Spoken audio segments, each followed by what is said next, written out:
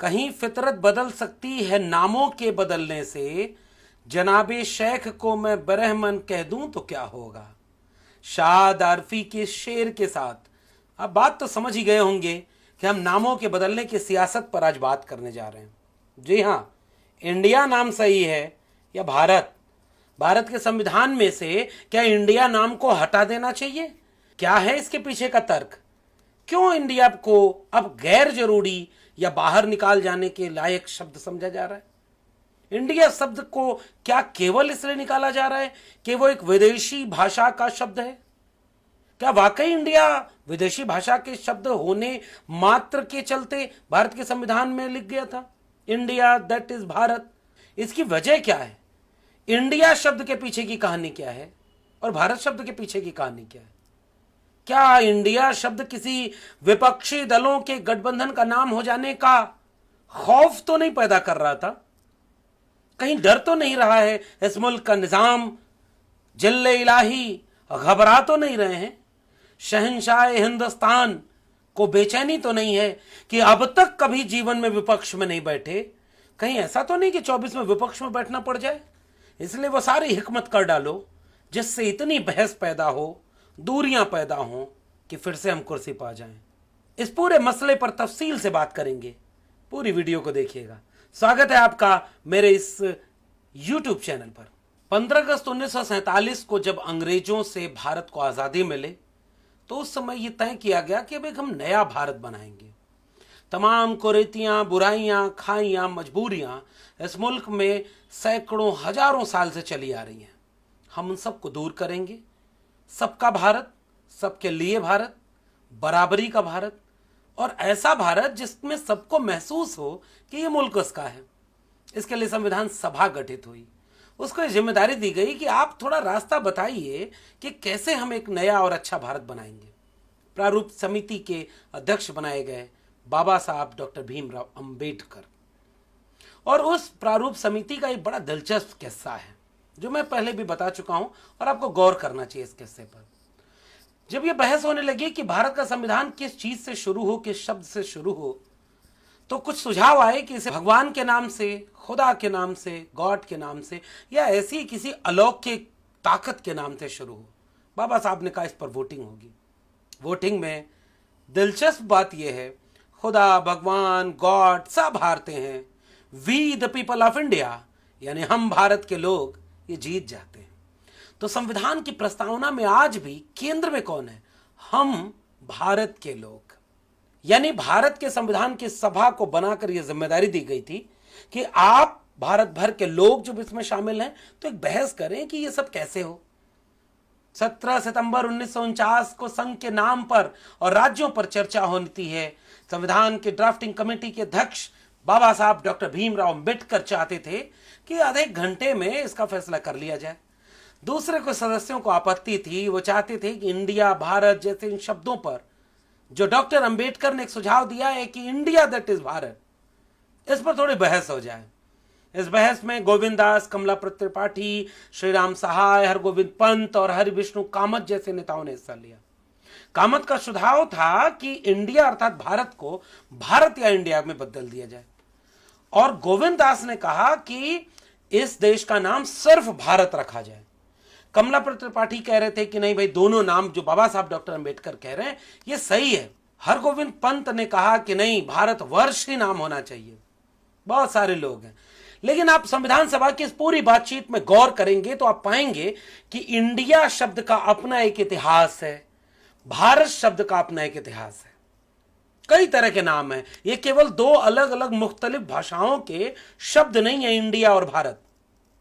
इनके पीछे एक इतिहास है। चाहे वो मौर्य वंश में भारत आया हुआ एक विदेशी विद्वान मेगास्थनीज इंडिका लिख रहा है तो उसके पीछे का एक इतिहास है। 500 ईसा पूर्व में जब सिंधु घाटी सभ्यता पर डेरियस का शासन होता है तो वो भी फारसी ध्वनि में न होने के कारण सिंधु हिंदूश बन जाता है और हिंदू शब्द की उत्पत्ति होती है। शब्दकोश के पूरे इतिहास को अगर गौर करेंगे तो आप एक भाषा पर बात कर लीजिए, हिंदी। मैं उसी का एक विद्यार्थी हूं। हम लोग अपने विद्यार्थियों को पढ़ाते वक्त ये कहते हैं कि हिंदी अपनी कोई एक भाषा नहीं है, ये कई भाषाओं से मिल करके इसका व्याकरण, इसका शब्दकोश निर्मित हुआ है और शब्द को 4 भागों में बांटा गया, तत्सम, तद्भव, देशज और विदेशज। और तमाम शब्द बाहर से लाए गए, तमाम शब्द देसी बोलियों से लाए गए जो व्याकरणिक भाषा भी नहीं थी। चर चर शब्द का कोई व्याकरण नहीं है, तो रेलगाड़ी शब्द किसी एक भाषा का ही नहीं है। रेल अंग्रेजी का है और गाड़ी फारसी का शब्द है। हिंदू खुद किस भाषा का शब्द है, इसको जरा गौर करिएगा। तो इंडिया और भारत शब्द को लेकर जो पूरी बहस हुई वो केवल 2 भाषाओं के चलते नहीं हुई थी। इंडिया और भारत 2 शब्द, इंडस वैली सिविलाइजेशन, बुद्धिस्ट परंपरा और तथागत बुद्ध से लेकर के लगातार बदलती परिस्थितियों के बीच से निर्मित हुआ एक इतिहास है। यानी ये 2 रास्ते जो एक मंजिल पर पहुंचते हैं। इसलिए बाबा साहब डॉक्टर अंबेडकर की संविधान सभा ने शुरुआत में यह नाम दिया, India that is Bharat shall be the union of state. यानी इंडिया जो भारत है, यानी भारत जो इंडिया है, इन दोनों का एक रिश्ता ऐसा जिसको पता ही नहीं था संविधान सभा के लोगों को कि एक दिन ऐसा आएगा कि चुनाव सर पर हो, खुद के विपक्ष में जाने का डर हो और विपक्षी दलों के एकजुटता वाले गठबंधन ने अपना नाम इंडिया रख दिया हो, तो मुल्क का निजाम जल्ले इलाही इतने डर जाएंगे कि भारत के संविधान में संशोधन करके इंडिया शब्द को हटाकर इस मुल्क का नाम केवल भारत कर देने की कोशिश करते हुए नजर आएंगे।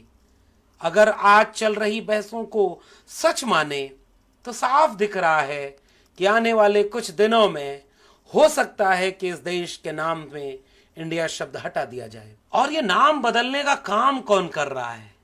ये वे लोग हैं जिन्होंने digital India, Khelo India, startup India, make in India, skill India, India he India कहते कहते एक भाषण में यह भी कह दिया, वोट फॉर इंडिया। अब इस बात पर गौर करें कि जब आप इसका इस्तेमाल कर रहे थे तो क्या इस बात का आपको एहसास नहीं था कि यह इंडिया शब्द विदेशी है या भारतीय परंपरा का भान नहीं करता है? ठीक वैसे ही जैसे आपने एक दिन कहा था कि उन्हें 60 साल दिया, हमें केवल 60 महीने दे दो। जिसे आपको पता ही नहीं था कि 60 महीने में काम पूरा न कर पाएंगे तो 60 महीने और मांग लिया। अब जब 120 महीने पूरे होने जा रहे हैं तो क्या कह के लोगों से वोट मांगेंगे? कितना समय चाहिए?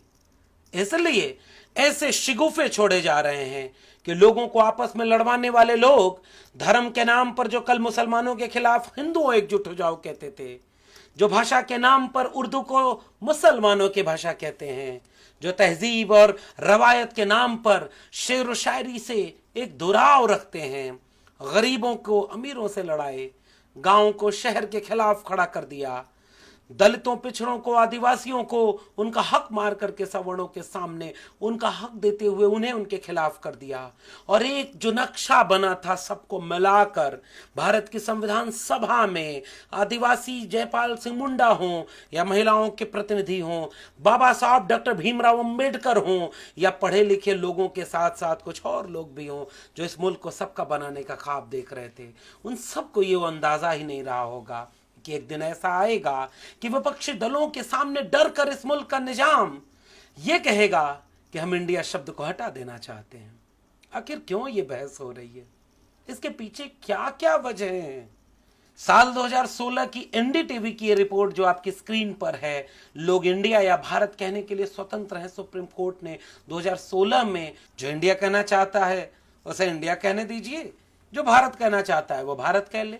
मगर जब राजनीति इसमें आ जाए और वो भी वोट पाने की राजनीति तो सब कुछ की है, और उस राजनीति के सामने जब ये नजर आने लगे कि नहीं, हम तो इंडिया का नाम इसलिए बदलेंगे, प्रेसिडेंट ऑफ इंडिया अब हो गया प्रेसिडेंट ऑफ भारत।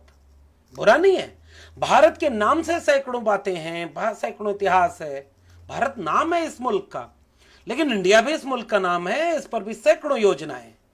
मगर इस मुल्क के निजाम को इस बात का गुरेज क्यों है कि वो किसी विदेशी भाषा को इसलिए मुद्दा बना रहा है क्योंकि विपक्षी गठबंधन के लोगों ने उसे डरा दिया है। ये मुल्क का हुक्मरान डर तो नहीं गया, राजा परेशान तो नहीं है, राजा डर तो नहीं रहा है। और विपक्षी दल वाले कह रहे हैं कि तुम भारत कह रहे हो, तो हमने तो तीसरी बैठक में ही कह दिया, जुड़ेगा भारत जीतेगा इंडिया। तो भारत और इंडिया दोनों को वो साथ लिए। और तो और उनके नेता ये बयान दे रहे हैं कि अगर हम इंडिया गठबंधन का नाम ही बदलकर भारत कर देंगे तो राजा बता दे तब वो क्या करेगा, किसको बदलेगा, क्या क्या बदलेगा, और इस बदलने की सनक का अंतिम मकसद क्या है।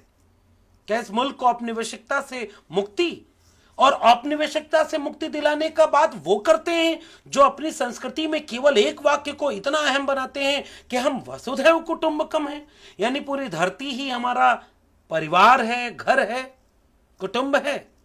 तो ये कमरों को आपस में लड़ाने वाली बात क्यों कि ये भाषा पराई है, ये संस्कृति पराई है।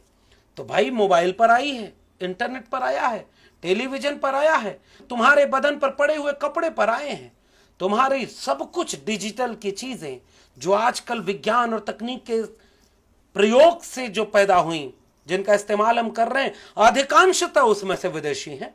क्योंकि हमारे यहां तो गोबर और गौमूत्र में विज्ञान ढूंढने वाले विज्ञान को खत्म करके अंधविश्वास को फैला दिए हजारों साल पहले, इसलिए विज्ञान कमजोर हो गया। चरक धन्वंतरी का विज्ञान कमजोर हो गया, कबीर का तर्क और बुद्ध का विवेक कमजोर कर दिया गया, अंधविश्वास और पाखंड को इतना हावी कर दिया गया कि आप अपने देश में क्या नया खोज करते हैं जिसको दुनिया गौर करे। इसलिए आप पराया और अपना बनाकर भाषा ही नहीं लोगों को बांटना चाहते हैं, ऐसा महसूस होता है।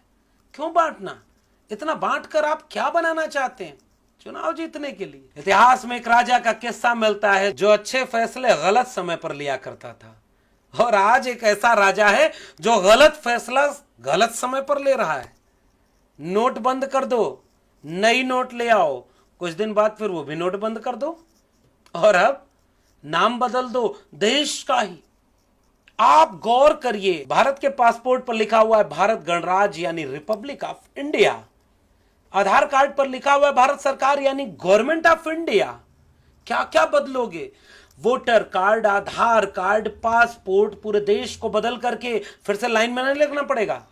क्योंकि इस मुल्क के राजा को ख्वाब आया है कि वो कभी जीवन में विपक्ष में नहीं बैठा, वो कैसे विपक्ष में बैठ सकता है, और वो अब 60-60 दिन करके, 60-60 महीने करके अब और कितना समय मांगेगा। उसके पास अपने काम पर वोट मांगने का हक नहीं है। तो देखो क्या क्या वो करना चाह रहा है इस देश में, क्योंकि विपक्षी दलों के गठबंधनों को हारता हुआ महसूस करा जाए। राजा डर रहा है, राजा खामोश नहीं है, राजा बेचैन हो गया है। तो क्या इस देश के नागरिकों को यह बात समझ में नहीं आ रही है कि इंडिया वर्सेस भारत की पूरी बहस केवल और केवल अपनी कुर्सी को बचाए रखने के लिए है। मगर ये अपनी कुर्सी को बचाए रखने की सनक क्या इस मुल्क के लोगों पर इतनी भारी पड़ाएंगे आप? क्या इस राजा को यह नहीं पता कि वो चुनाव जीतने के लिए अगर इतना कुछ करता जा रहा है तो वो आगे क्या क्या करेगा? इसलिए मेरे मुल्क के वोटरों, अगर सोच सकते हो तो एक बात सोचना, आज उस मुल्क के हुक्मरान के मन में एक ख्वाब आया है कि वो इस मुल्क के नाम को इंडिया हटा करके केवल भारत करना चाह रहा है, और सुखबुगाहट इस बात की है कि विशेष सत्र बुला करके वो इस मुल्क के नाम में संविधान संशोधन करना चाह रहा है। मगर यह आगाज है, क्या इसके बाद यह नहीं होगा कि जो तिरंगे को 3 रंग का 3 तिगाड़ा काम बिगाड़ा करके ये कहते थे कि इस तिरंगे को हम अपना नहीं मानते, हम तो सनातनी हैं। तो एक बात सोचो, कल को वो एक फरमान लेकर आए कि अब इस मुल्क के तिरंगे में हरे रंग की क्या जरूरत है? ये बुद्ध के धम्म चक्र प्रवर्तन का चक्र क्या कर रहा है तिरंगे में? एक रंग का तिरंगा होना चाहिए। अगर आप इंडिया को बदलने से न रोक पा रहे हैं, इसके इतिहास को बदलने से न रोक पा रहे हैं, तो तिरंगे को बदलने से कैसे रोक पाएंगे? फिर कल को कहा जाएगा कि ये अशोक के चक्र की क्या जरूरत है, सिंगोल तो आ ही गया है। और उसके बाद कहा जाएगा भारत के संविधान की क्या जरूरत है, इस संविधान में पुराना सब कुछ हो गया है, इस देश में एक ही संविधान है, वो है मनुस्मृति, और उस मनुस्मृति को लागू कर दिया जाएगा। मगर आज अगर आपको ये बात समझ में नहीं आ रही है कि द प्रेसिडेंट ऑफ इंडिया कब प्रेसिडेंट ऑफ भारत होता जा रहा है, फिर कल तिरंगा, परसों प्रस्तावना, अगले दिन सेकुलर डेमोक्रेटिक शब्द, फिर उसके बाद पूरा का पूरा संविधान बदलने की सनक इतनी बदल चुकी है कि वो अपनी कुर्सी के लिए इस मुल्क की बुनियाद को बदलना चाह रहा है। ऐसे राजा जिसको बदलने की सनक इसलिए है क्योंकि उसे कोई राजा के पद से हटा न दे, उसकी कुर्सी न बदल दे। मगर इस मुल्क के वोटर अगर जागरूक हैं तो इस बात को समझेंगे, वो कुर्सी ही स्थायी नहीं है, उस कुर्सी पर वो बदलते ही रहे हैं। इसलिए जिसको बदलने की सनक है, आप उसे बदलेंगे तो शायद खुद के बच्चों का भविष्य भी बदल पाएंगे। एक बार अपने विचार करिए कि इस बहस में आपको केंद्र में क्या लगता है? क्या वाकई औपनिवेशिकता की छाओं को बदला जा रहा है? फिर तो इस मुल्क को पूरा बदलना होगा, क्योंकि यहां की भाषा, यहां की तहजीब, हमारा पहनावा, हमारा खान पान, इतना कुछ मिला हुआ है कि उसमें से पानी में नमक घुल चुका है, पानी में चीनी घुल चुकी है। कैसे अलगाना चाह रहे हो? पानी में पानी मिल चुका है। जल में कुंभ, कुंभ में जल है, बाहर भीतर पानी, फूटा कुंभ जल जल ही समाही, यह तत्कथो ज्ञानी। ये बदलने वाले केवल आपको बांटना चाहते हैं। आपका क्या मानना है? नीचे कमेंट बॉक्स में बताइए। आप इस मुद्दे पर क्या सोचते हैं, वह भी बताइए। फिर मिलते हैं किसी और विश्लेषण के साथ, और तब तक की बातें सही लगी हैं, अच्छी लगे तो आगे बढ़ाइए। मिलते हैं अगले वीडियो में, तब तक के लिए बहुत बहुत धन्यवाद।